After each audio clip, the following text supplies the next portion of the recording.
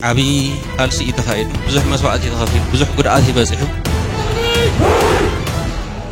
የህወሓት ክፍፍል መንስኤና የትግራይ ፖለቲካ እውን ፓርቲው አብቅቶለታል። ስረዛ ወሓት ዝምልከት ያንወይናን ራያ ተሰረዛ እዚ ግንቦት 5 ግንቦት 7 ስረዛ ይኮነ ህወሓት ከዴምሲ ሪል ስቴት ለሆቴል አፓርትመንት በቆንጆ ንድ የተገነባ የመጨረሻ ብሎክ በቅናሽ ዋጋ ዝቅተኛ ወለል ላይ ይዞ ይጠብቆታል። ከሰኔ 5 በፊት ይምጡ በካሬ 10,000 ብር ቅናሽ ያገኙ ብሎች ያተርፉበታል። ሙሉ በሙሉ በኢትዮጵያ ብር የተዘጋጀ ውል ይፈራረሙ።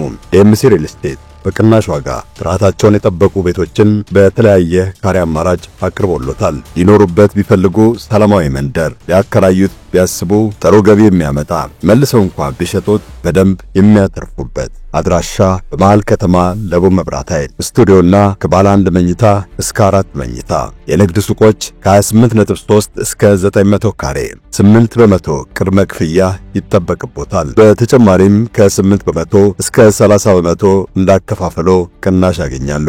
ይፍጠኑ። ኢንቨስትመንቶን በ4 ቀናት ውስጥ እስከ 2 ሚሊዮን ብር ያተርፉበት።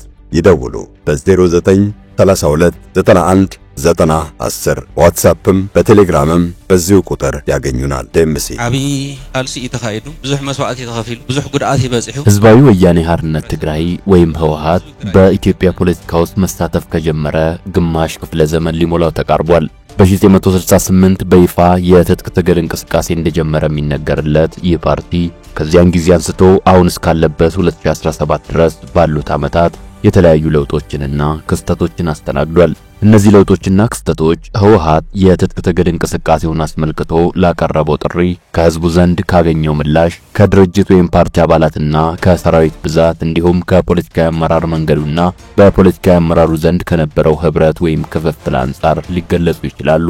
ለማንኛውም ህዝባዊ የሚለውን ቃል የስሙ ማዋቀሪያ በማድረግና ከፊት በማስቀደም ከላይ በተጠቀሰው ዓመት በየካቲት ወር ወደ ደደቢት በረሃ በመውረድ የትጥቅ ትግል የጀመረው ህወሓት ለዚህ አይነት እንቅስቃሴ ወሳኝ ግብዓት የሆነውን የህዝብ ቅቡልነትና ድጋፍ በጠበቀው መልኩ በአጭር ጊዜ እንዳላገኘ ይነገራል። ድርጅቱ ላቀረበው የትግል ጥሪ አዎንታዊ ምላሽ ሳይሰጡ ለረጅም ጊዜ የቆዩ የትግራይ አካባቢዎችን በተመለከተ በራሱ ህዝብ ላይ አሻጥሮችን እስከመፈጸም የደረሰ እርምጃ ስለመውሰዱ ተያይዞ ይነሳል።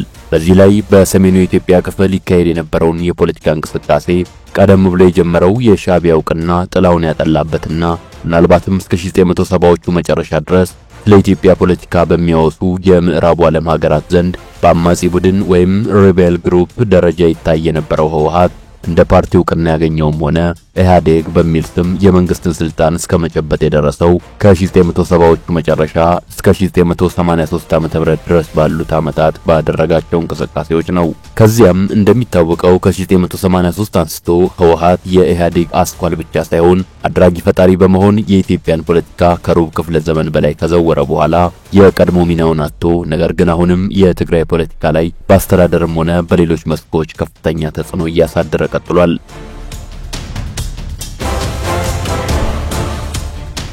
ህወሓት በኢትዮጵያ ፖለቲካ ላይ የነበረውን የመሪነት ሚና አሁን ቢያጣም ቅሉ የመንግስትን ስልጣን ይዞ በቆየባቸው 27 ዓመታት የተገበረውና በአሁንም ሆነ በወደፊቱ የሀገሪቱ ህልውና ላይ ቀላል የማይባል ተጽዕኖ ያሳረፈውን ስርዓትና አስተሳሰብ የተከተለ ፓርቲ ከመሆኑ አንፃር ስሙ ተደጋግሞ መነሳቱ አልቀረም።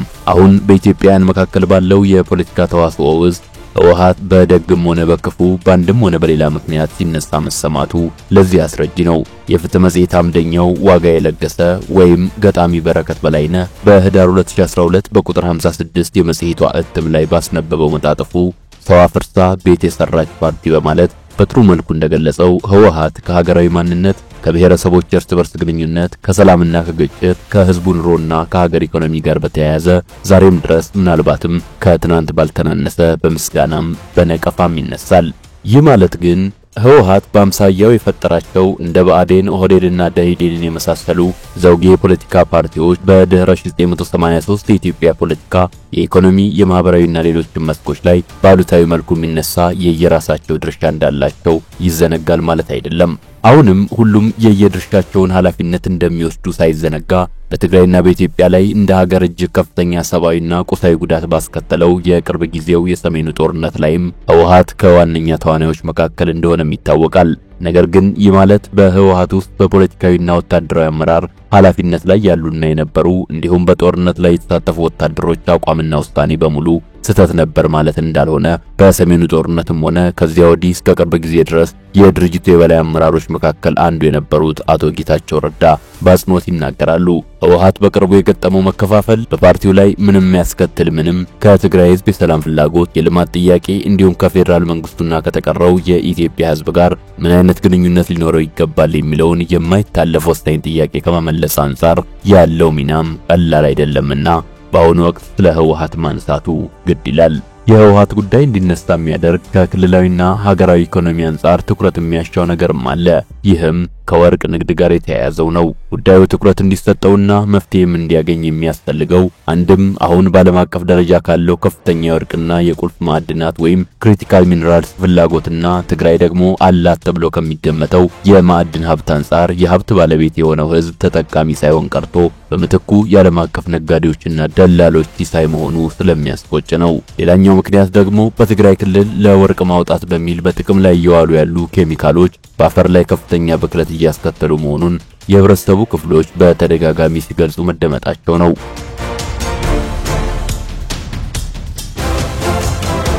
በአጠቃላይ ውስን ቁጥር ባላቸው የህወሓት የፖለቲካ አመራሩና የወታደራዊ አመራሩ ላይ ያሉ ሰዎችና ሌሎችም አብረዋቸው የሚሰሩ ሰዎች አማካኝነት ለዓመታት ሲካሄድ እንደቆየ የሚነገረው የህገ ወጥ የወርቅ ንግድና ሌሎችም የህገ ወጥ የንግድ ተግባራት የትግራይን ህዝብ ጥቅምና እንደ ሀገር የኢትዮጵያንም ጥቅም እየጎዳ ያለ ድርጊት ከመሆኑ አንጻር ህወሓትን አስመልክቶ መወያየት አስፈላጊ ስለመሆኑ በርካታ ባለሙያዎች ይናገራሉ። ለማንኛውም በጥቂት ሰዎች ደደቢት በረሃ ላይ የተመሰረተው ህወሓት ትክክለኛም አሻጥራዊ መንገዶችን በመጠቀም ነገር ግን በጊዜ ሂደት ሰፊ የህዝብ ድጋፍ እያገኘና እየተጠናከረ በመሄድ በመጨረሻም በ1983 የደርግ መንግስትን ጥሎ ኢትዮጵያን የማስተዳደር ኃላፊነትን እንደተረከበ ይታወቃል። የትጥቅ ትግሉን ሲጀምር ትግራይን ነጻ ማውጣት የሚል ዓላማ ይዞ የተንቀሳቀሰው ህወሓት በትግሉ ሂደት የገጠሙት ሁኔታዎች ግን አክሮባትና ሸፍጥ የታከለባቸው ያካሄድ ለውጦችን እንዲያደርግ ያስገደዱት ነበሩ።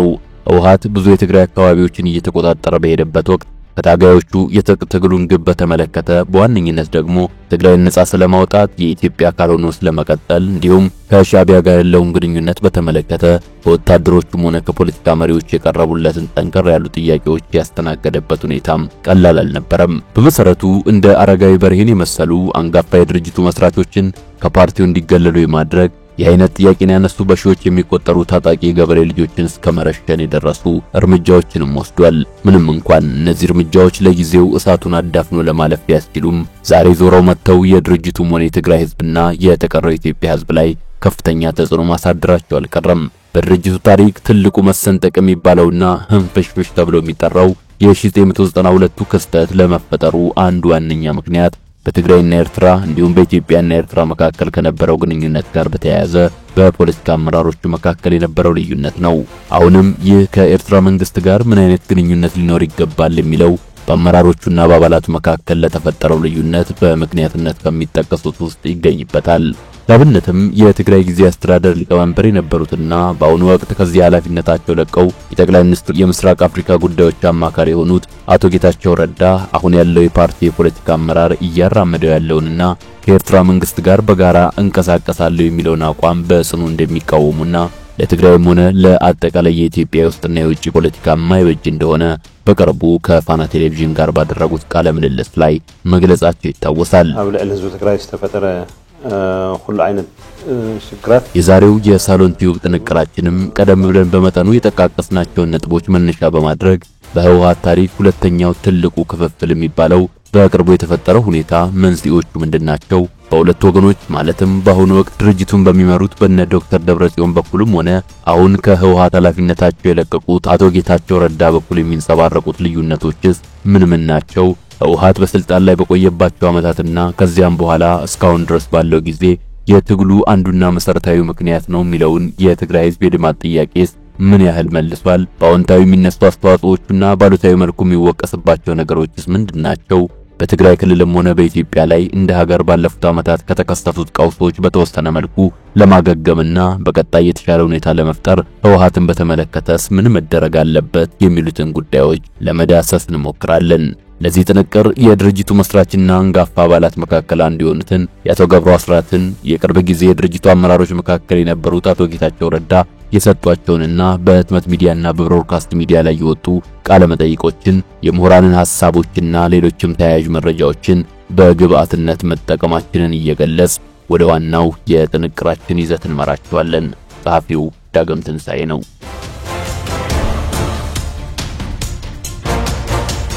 ቀደም ሲል በመግቢያው ላይ ለመጥቀስ እንደተሞከረው ህወሓት ላለፉት 49 ዓመታት የተለያዩ ለውጦችንና ሁኔታዎችን አስተናግዷል።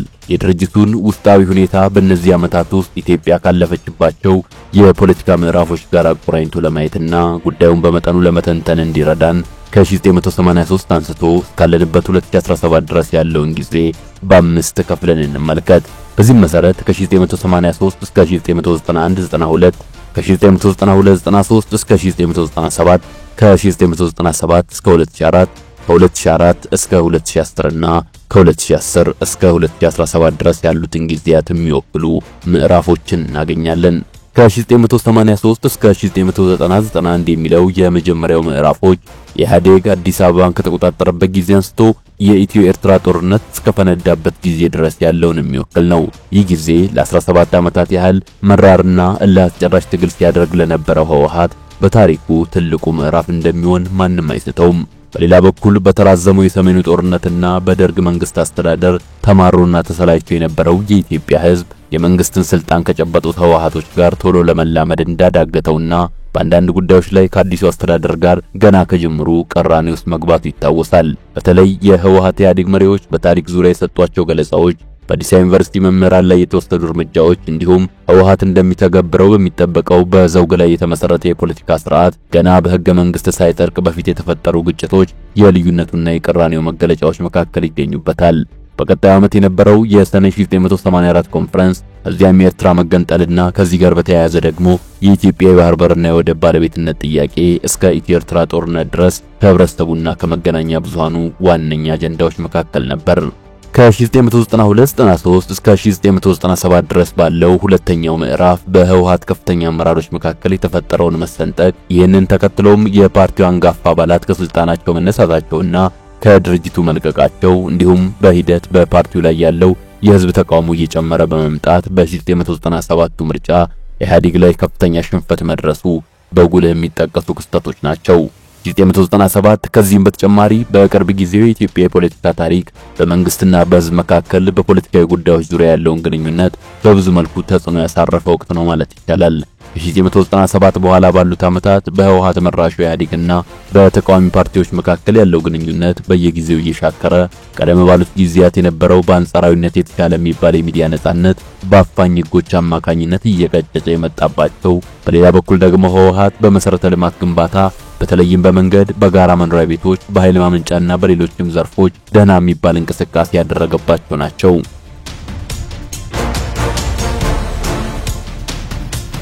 የታላቁ ህዳሴ ግድብ በዚህ ምዕራፍ ላይ ከተጀመሩ የመሰረተ ልማት ግንባታዎች መካከል በጉልህ የሚጠቀስ ነው። በዚሁ ምዕራፍ የተከሰተው የህወሓት ሊቀመንበርና የፓርቲው የሐሳብ ምንጭ የሚባሉት የቀድሞ ጠቅላይ ሚኒስትር መለስ ዜናዊ ህልፈት በሚመሩት ፓርቲ ላይ ብቻ ሳይሆን ከዚያ በኋላ በነበረው የኢትዮጵያ የፖለቲካ ሁኔታ ላይ ተጽዕኖ ያሳረፈ ክስተት ነበር። ከ1992 የህወሓት ክፍፍል በፊት መርህን፣ አስተራርንና ፖሊሲን በተመለከቱ ጉዳዮች ላይ በጋራ ተወያይቶና ተከራክሮ ሲያበቃ ውሳኔ ማሳለፍ ባህል የነበረው ህወሓት ከዚያ በኋላ ባሉት ዓመታት ግን ይህ ኃላፊነት በአብዛኛው በአቶ መለስ ላይ ወድቆ ነበር። እናም በሳቸው ህልፈት ማግስት የጀመረው የፓርቲው አንደበት የሚሆን ሰው የማጣትና ለኪውንም አይሁን ሐሳቦችን የማፍለቅ አቅም ያለው ያለመኖር ችግር አሁን ድረስ ቀጥሏል ማለት ይቻላል። በአንደበተ ርቱዕነት በኩል በቅርቡ ከትግራይ ክልል የጊዜያዊ አስተዳደር ስልጣናቸው የለቀቁትና የፓርቲው ከፍተኛ ባለስልጣናት መካከል አንዱ የነበሩት አቶ ጌታቸው ረዳ በተወሰነ መልኩ ክፍተቱን ሞልተው ነበር ማለት ይቻላል። በሰሜኑ ጦርነት ወቅት የህወሓት አመራሮች በወራትና በዓመት ደረጃ ይቅርና የየሳምንቱን የፖለቲካ ሁኔታ እንኳን ለመተንበይ ለመተንተንና ለማቀድ ተቸግረን ነበር ሲሉ መግለጻቸውም ቀደም ሲል ያነሳነውን የፓርቲውን ድክመት ይበልጥ የሚጠቁም ይመስላል። ተሰረዘ ይዙ ተመለሰ ሕጋዊ ሰውነት ናይ ህወሓት የለን። ከ2005 አንስቶ እስከ 2010 የኢህአዴግ ፓርቲ ሊቀመንበርነቱን የቀድሞ ጠቅላይ ሚኒስትር ኃይለማርያም ደሳለኝ ተረክበው ከቀጠሉ በኋላ 2010 ህወሓት በኢትዮጵያ የፖለቲካ መድረክ ላይ በመሪነት የነበረው ቆይታ ያበቃበት ነበር ማለት ይቻላል። ከ2010 እስካሁን እስካለንበት 2017 ድረስ ያለው አምስተኛው ምዕራፍ መቀመጫውን በበረሃና በመቀሌ አድርጎ የቆየው ህወሓት እንቅስቃሴው በትግራይ ላይ ተወስኖ ያለበት ለሁለተኛ ጊዜ ትልቅ ክፍፍልን ያስተናገደበትም ነው። በሰሜኑ ጦርነት አንጋፋ መሪዎች የተገደሉበትና ሌሎች ታዋቂ አባላቱም በተለያዩ ምክንያቶች የራቁት ህወሓት በብዙ መልኩ አቅሙ እንደተዳከመ ይነገራል። ከፓርቲው ከፍተኛ ባለስልጣናት መካከል አንዱ የነበሩት አቶ ጌታቸው ረዳ ከፋና ቴሌቪዥን ጋር ባደረጉት ቃለ ምልልስ ላይ ድርጅቱ በአንድ በኩል የትግራይን የፖለቲካዊ ሁኔታ ለመቆጣጠር እየሞከረ በሌላ በኩል ደግሞ ከከፍተኛ የፖለቲካዊና ወታደራዊ አመራሮች መካከል በስም ሊጠቀሱ የሚችሉ ግለሰቦች በህገወጥ የወርቅ ንግድ፣ በሌሎችም የህገወጥ ንግድ ተግባራት፣ ሙስናና ስርቆት ላይ የተሰማሩ መሆናቸው በአጠቃላይ በፓርቲ ውስጥ ያለው ስር የሰደደ የወንጀል ኔትወርክ የችግሮቹ አንዱና ዋነኛ ምንጭ ነው የሚል አስተያየትን ይሰጣሉ። አቶ ጌታቸው በማከል የሰሜኑ ጦርነት ተፋፍሞ በሚካሄድበት ወቅት የፓርቲው ወታደራዊ አመራሮች ለልማት ስራ ተብሎ የመጣን የመቆፈሪያ ማሽን ለወርቅ የማውጣት ስራ ሲጠቀሙበት እንደነበር፣ ከዚህ በተጨማሪም ኤርትራውያንን በማገትና ከታጋቾች መካከልም በውጭ ሀገር የሚኖርና የመክፈል አቅም ያለው ዘመድ ያላቸውን ታጋቾች በመለየት ዘመዶቻቸው ወይም ቤተሰቦቻቸው በድርጅቱ ማለትም በህወሓት አካውንት እስከ $4000 እንዲያስገቡ የማድረግ የዘረፋና የእገታ ተግባር ላይ ጭምር ተሰማርተው እንደነበር፣ ለዚህ ደግሞ ኤርትራን ሰራዊት ማዳከም የሚል ተልካሻ ምክንያት ይሰጡ እንደነበር ይናገራሉ። ሆኖም ይህ ሰላምን የሚፈልገውን አብዛኛውን የህወሓት የፖለቲካ አመራርና የሰራዊት አባል የማይወክል ነው ይላሉ።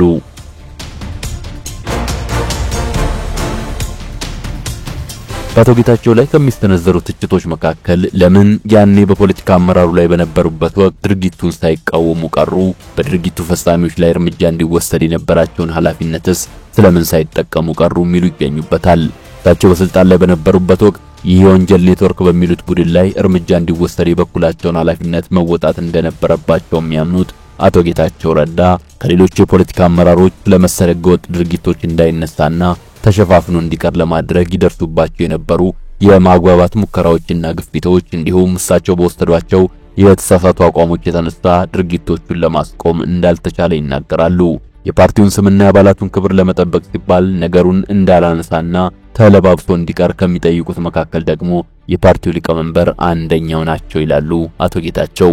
በአጠቃላይ ግን የህገወጥ ወርቅ ንግዱም ሆነ ሌሎች በፖለቲካዊና በወታደራዊ አመራሮች የተፈጸሙ የሙስናና የስርቆት ተግባራትን በጽኑ የሚቃወሙ መሆናቸው ከድርጅቱ የፖለቲካ አመራር ስልጣን እንዲገለሉ ከመደረጋቸው ጀርባ ያለ ዋነኛ ምክንያት እንደሆነ አክለው ይገልጻሉ። እንደሳቸው እምነት አሁን ያለው የህወሓትን የፖለቲካ ስልጣን የጨበጠው አካል ካሁን በህዝቡና በክልሉ ላይ ለደረሰው የሰብአዊና ቁሳዊ ጉዳት ደንታ የሌለውና ከተጠያቂነት ለማምለጥና ጥቅሙንም ለማስከበር ትግራይ ሁሌም በችግርና ቀውስ አዙሪት ውስጥ እንድትኖር የሚፈልግ ነው። በፕሪቶሪያ ላይ ካደረግነው ስምምነት አንጻር እንዲሁም ከትግራይና ከኢትዮጵያ የፖለቲካ ሁኔታዎች አኳያ ከፌደራል መንግስቱ ጋር ድርድር ማድረግ የግድ ሆኖ ሳለ በዶክተር ደብረጽዮንና ቡድናቸው ዘንድ ባንዳ የሚል ቅጽል እንደተሰጣቸው አቶ ጌታቸው ይናገራሉ። አቶ ጌታቸው ጨምረው እንደሚገልጹት ጠንካራ የፖለቲካ ልዩነት ያሳየ ማንኛውንም አካል በመግደልና በማስገደል ላይ የተመሰረተው የትግራይ ፖለቲካዊ ባህል እንዲለወጥ ካስፈለገ ይህ ቡድን ከፖለቲካ መድረኩ መገለል አለበት ባይ ናቸው። በመንግስት የሆኑ ካሎት ገበርት ስናይ ተካላት የህወሓት መስራች አባላትና ከፍተኛ ባለስልጣናት መካከል አንዱ የነበሩት አቶ ገብሩ አስራት ለኢንፎቴይመንት መጽሔት ሁለተኛ ዓመት ቁጥር 16 የግንቦት 1996 እትም በሰጡት ቃለ ምልልስ ላይ እንዲህ ብለው ነበር። ለኔ ግን የፖለቲካ ልዩነት ሲፈጠር የፖለቲካ ልዩነት የፈጠረውን እንደ ጠላት የማየት ጉዳይ ተለውጧል የሚል አስተያየት የለኝም።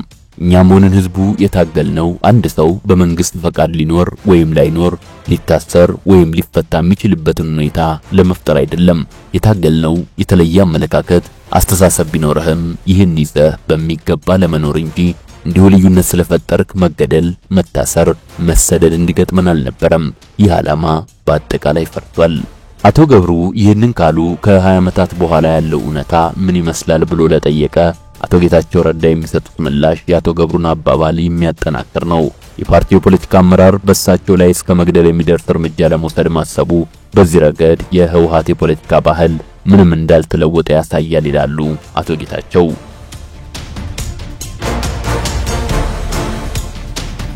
ምንም እንኳን የትግራይን ህዝብ የተደራጀ የፖለቲካ እንቅስቃሴ በመምራት በኩል ትልቅ ሚና መጫወቱ የማይካድ ቢሆንም በተለይም ደግሞ አሁን ያለው ህወሓት አመራር ከፖለቲካ መድረኩ መገለል አለበት የሚል አስተያየት ይሰጣሉ አቶ ጌታቸው።